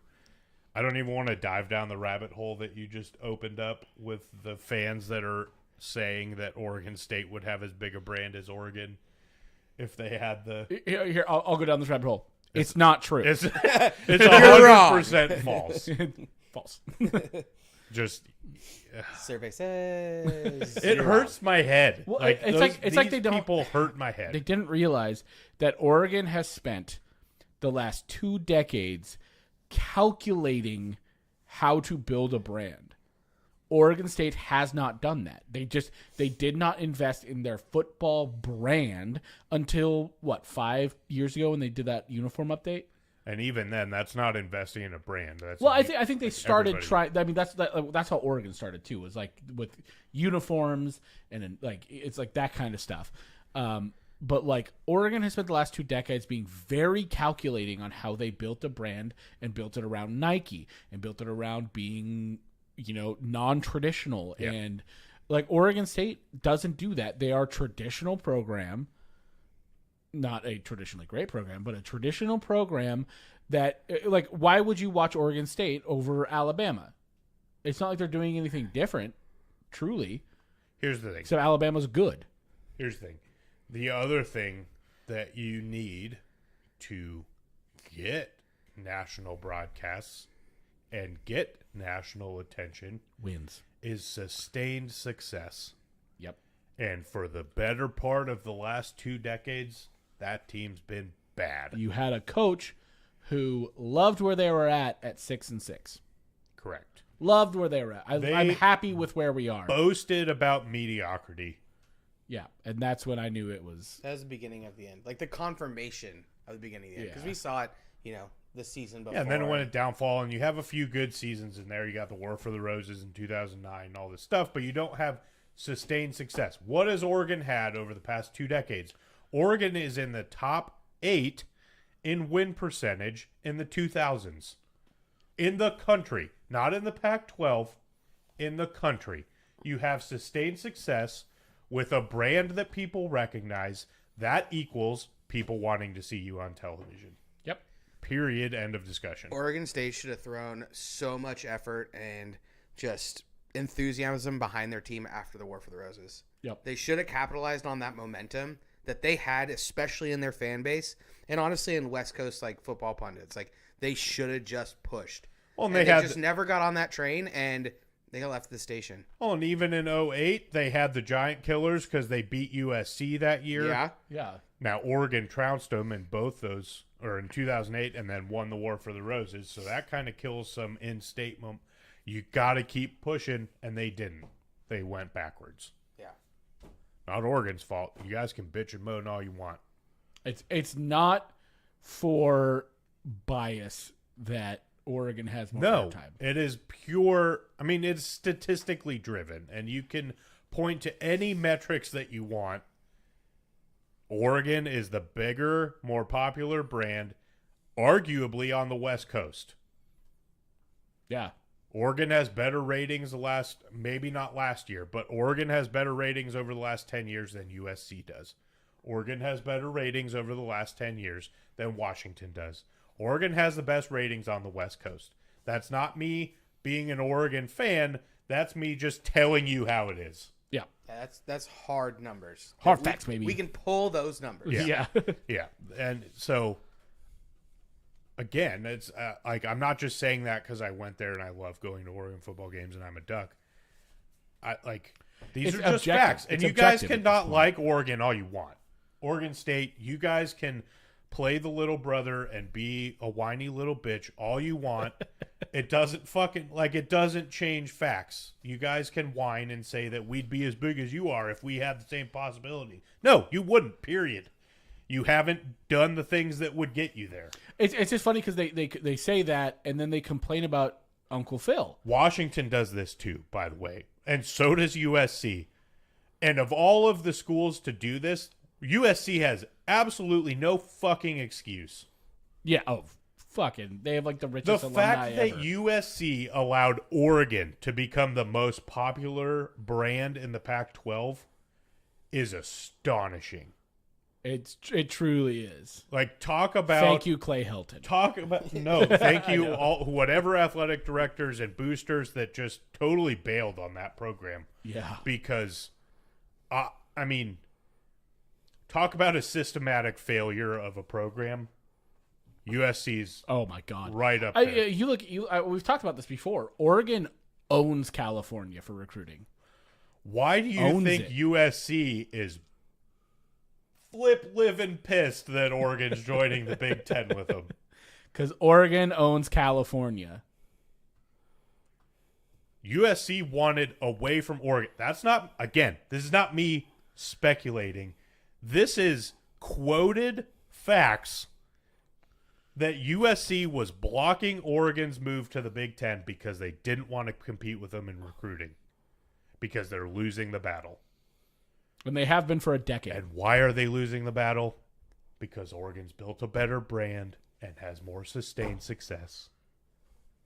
It's not rocket science, guys. Like, you can hate it. You can not like the fact that Oregon's better than you. Or has a bigger brand. Or has a bigger, better brand. Or is more popular among the kids that are going to go to these schools and commit. That's just facts. And you can say it's Uncle Phil all you want. He's only a piece of the puzzle. Yes. Would it be happening without Uncle Phil? Probably not. Right? Big piece of the puzzle. Every school has to have boosters. Absolutely have to. Why is Oklahoma State not Oregon? Because they haven't done it the way Oregon has. They didn't build it like I said. They did it very calculated, and it worked. And they brick by brick. Yeah. It wasn't like it's not like they went all in and then it didn't work and we quit. Yeah, brick by brick by brick. You hit a wall. You keep busting through it and go to the next one. Mm-hmm. It's been a very systematic process, and it's one of the better success stories of a football program coming from essentially the dumps. Oh, they were nothing. Yeah, I remember Oregon in the 90s and early 90s. And early 90s. Yeah. Gross. No. And you're talking, like, Cameron, to your point, Oregon State should have used the momentum from the War for the Roses. And that's their most recent benchmark. What was the catalyst? What was the catalyst that started this 2+ decades of growth from Oregon? The 94 Rose Bowl. Mm-hmm. You have a spectacular season that ends in unprecedented success, and then you just use that as an absolute launching pad for your program. But it takes... I mean, when did that culminate? Like 2003 or 2001 was a great season with Harrington. Then you have another backslide. Then you have some more growth. You get to Dennis Dixon 2007. Then you have another slight backslide. Then you get Chip Kelly, and you got all this unprecedented success, and then you just keep building on that. You take the backslides, but you keep hammering the uniforms. You keep hammering the stuff that gets you backslides popular. Get significantly less detrimental.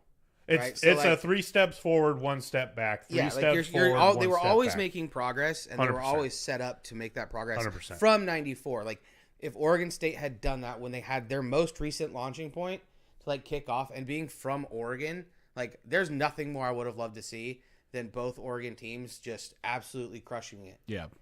Because, like, the War for the Roses was like one of my favorite games of all time. Yeah, Absolutely. I mean, that's how you get. I mean, if you talk about the biggest rivalries in college football, right? You got Alabama, Auburn.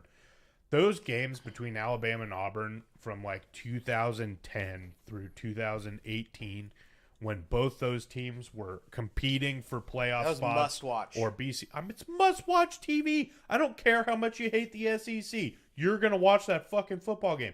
Why do we watch Ohio State, Michigan every year? Historic rivalry. Rivalry. It always has stakes. And they both invest and care about it. Yep. Why does nobody care about Oregon State, except for when Oregon State happens to be good? Because only one of those schools cares. Yep. You got to give credit to, like, the ADs of the past. Really, like, one really underrated piece of this is Mike Bellotti. 100%. Because he very much saw the forest and didn't get lost looking at the trees. Absolutely. And so just his ability to push forward and see the bigger picture of what they were building at Oregon, and then take the step back when he needed to. When he felt like the game had passed him, he just was like, it's to you guys now. Yeah. He did it twice, though. Yeah. Not only did he step back from being the head coach of the football team, he went into the AD role right after that, and then he realized that role was too big for him, and he stepped down again. Yeah. How many guys do that? None. You get all the power in a program and school that are headed in the absolute right direction, and you say, I'm not the right guy to do this. I have an immense amount of respect for Mike Bellotti. I love Mike Bellotti so much. And you're right. Absolute underrated, under talked about piece of the puzzle. I think everybody talks about the coaching, but so many guys don't know when it's time to leave, and he did. And couldn't be more grateful for oh that. my gosh, yeah. Who knows where this program would be if they weren't going to fire him. Oh, he had a No, lifetime he was contract. Oregon royalty. Yeah. So Still is. just Still is. that's such a big deal. Yeah. You're right. That's under talked about. Okay, that's Oregon State's going to beat San Jose State to bring this all back in their Mountain We West. kind of went off on that one. I'm sorry, guys. That was a 20-minute tangent that I definitely encouraged. It was a great tangent, but it's worthy of talking about, right? Because it's really tough to hear this, and I don't know how we can make this not sound like Oregon homers, but truthfully, all we're doing is telling you how it is. I'm not like, yes, I love Oregon, Ducks forever. These are the facts, and you can like them or not, but you can't dispute them. They are facts. Oregon's beating these schools in recruiting. They have been on record saying they want to get away from Oregon, which is why they left the Pac-12 to begin with, USC. They haven't invested in their programs like Oregon has, Washington, Oregon, any school on the West Coast. It's just undeniable. So you can not like it. That's fine. But don't open your mouth if you don't know what you're fucking talking about. Yeah, well, it's fans, so that's never going to happen. Yeah. All right, that's the week 1 slate in the Pac-12. There's a few other notable games going on in college football this week. Week 1 games are kind of a meh for the most part. Generally, yeah. We do have Nebraska at Minnesota. That game's going on at the same time as the Florida-Utah game tomorrow. Interesting Big Ten matchup here. I like this one a lot. Yeah.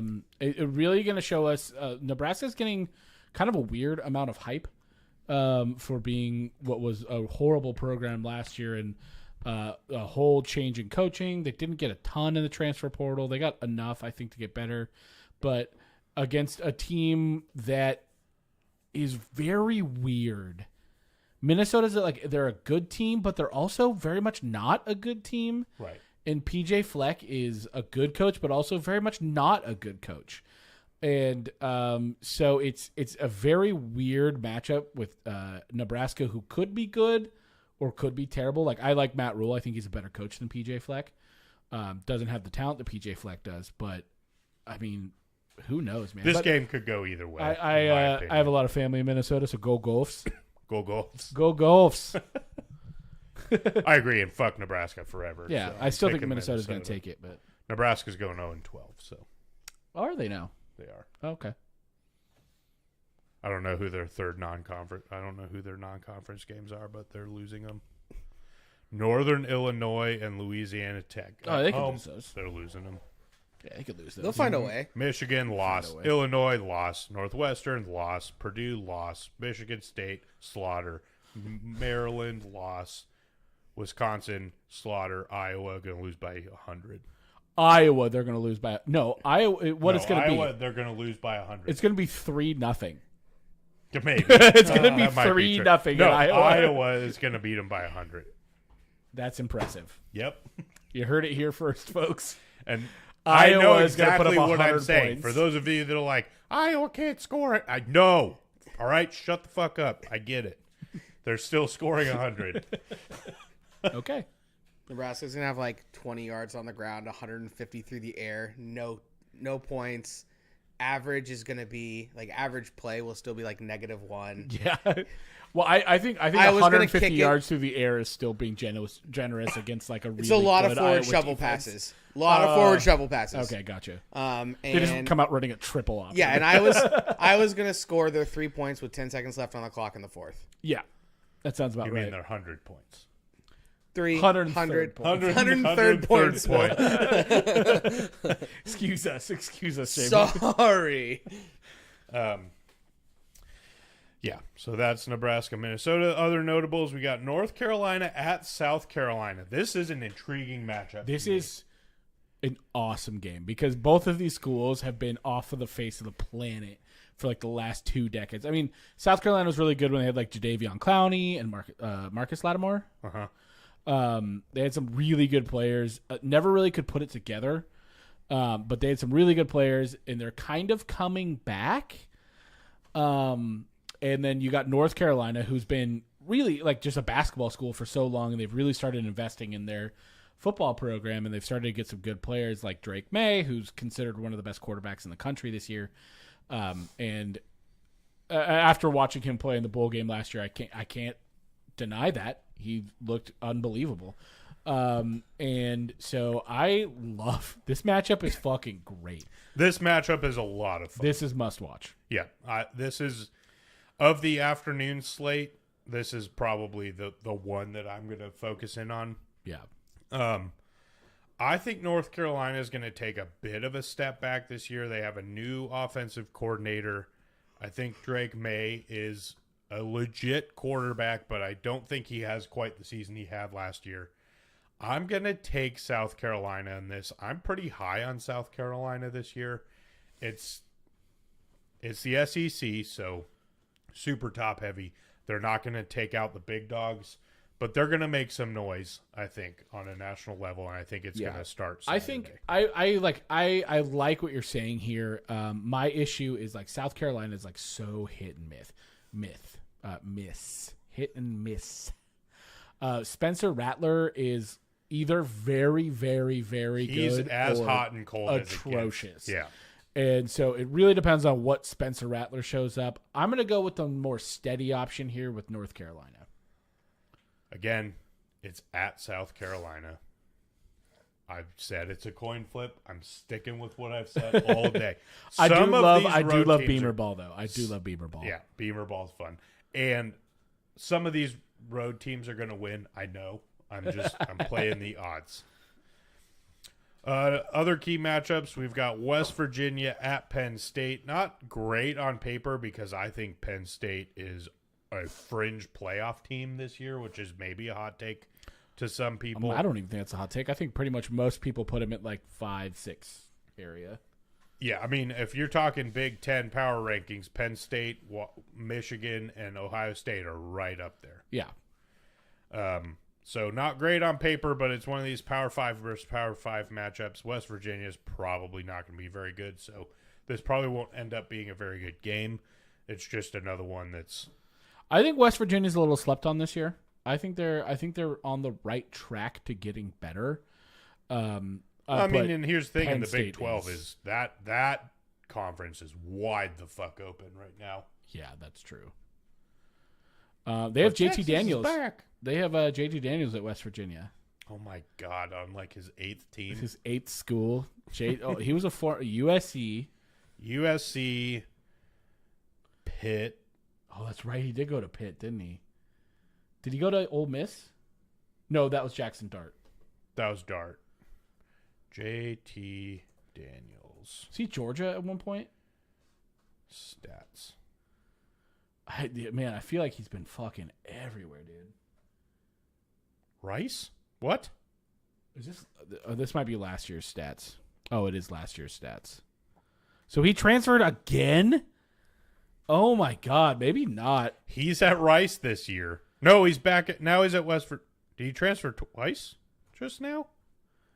I'm gonna look at their depth chart. I'm gonna look at their depth chart right now. What is happening? Okay, he went USC. It's Garrett Green, Georgia, West Virginia, Rice. He's at Rice. Oof, that is rough. Well, okay, so it's gonna be Garrett Green. I admittedly know nothing about. So West maybe I'm Virginia. wrong with. I don't know. Like they're returning a lot of players. I know that. This is in Happy Valley. Penn State's going to destroy. It's not going to be a close game, but I think West Virginia is a better team than people are thinking. Okay, and then this is my sneaky matchup of the week. It's not super sneaky because it's your only Monday night football matchup in college football of the year, and that's Clemson at Duke. Duke was a good team last year. The reason I say this is a sleeper game or kind of a...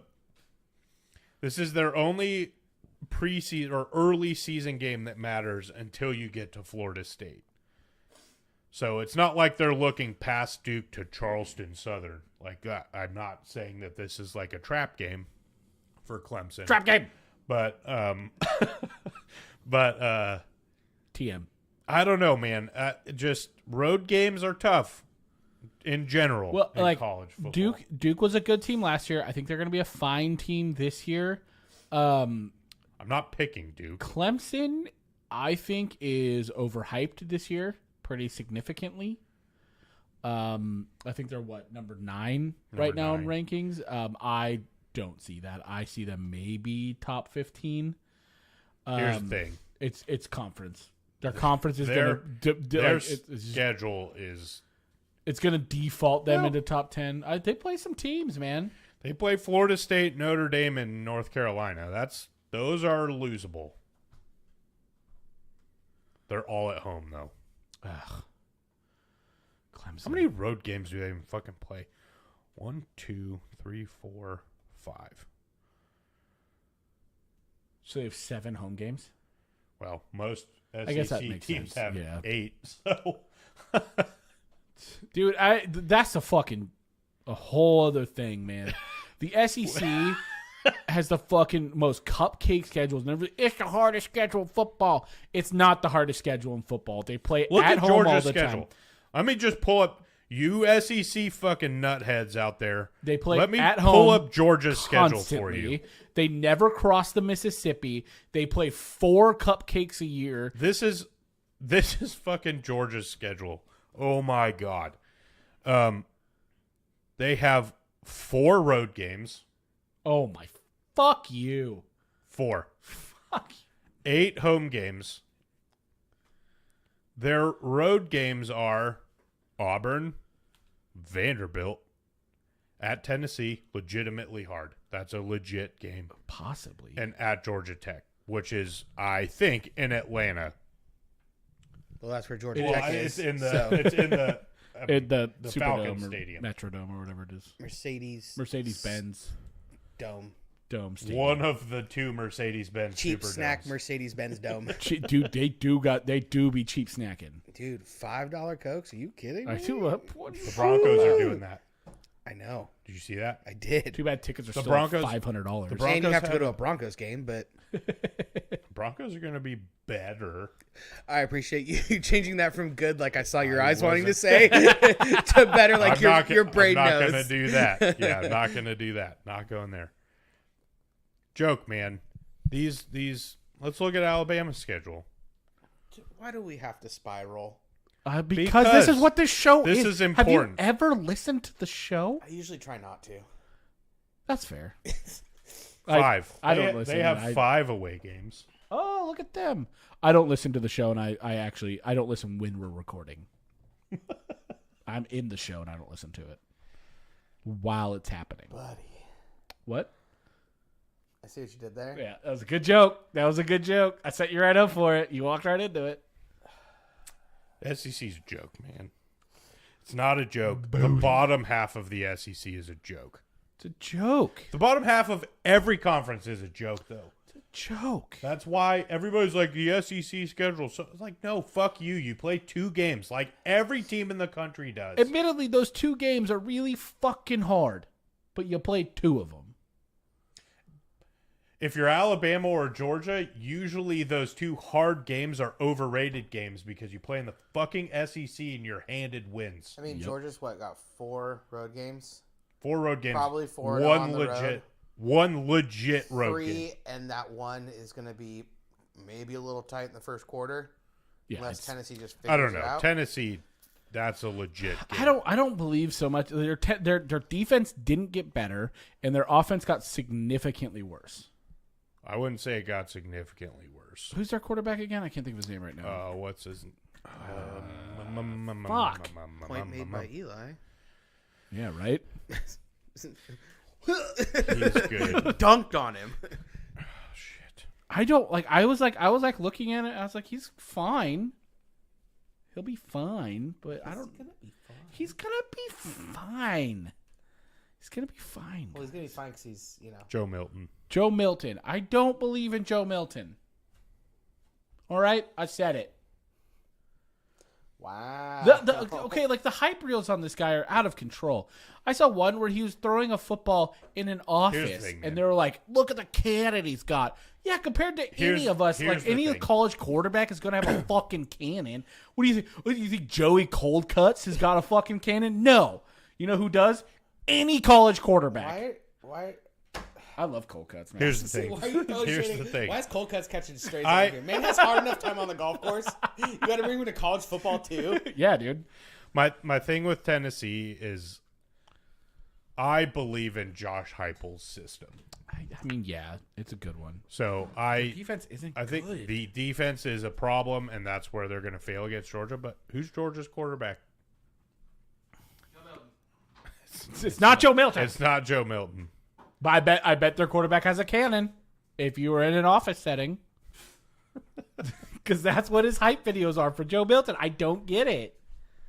I mean, he's going to be good, but like, I think they got worse. I think Tennessee got worse, and people aren't talking about it enough.